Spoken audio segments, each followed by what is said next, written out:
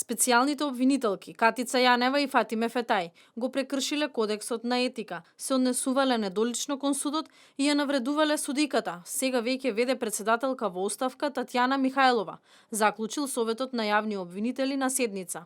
Информацијата за седницата одржана вчера. Денеска ја соопшти председателот на Советот Петар Аневски во прилика кога ја одложуваше повтор пат средбата со специјалната обвинителка во врска со предметот пуч.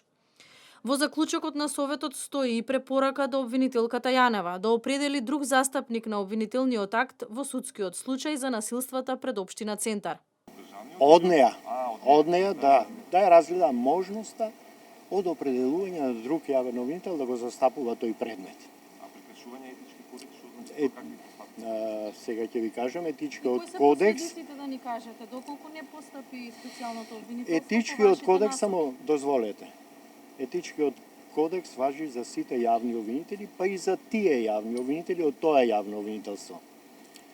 Аневски се повикува на етичкиот кодекс кој ги регулира односите на обвинителите со судот, во кој стои дека обвинителите при застапување пред судовите и во секојдневната комуникација со судот должни се да го почитуваат и чуваат достоинството на судот, своето лично достоинство и достоинството на јавното обвинителство.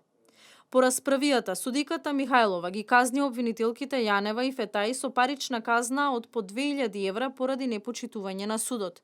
Судиката испрати преставка до Советот со видеоснимката од рочиштето.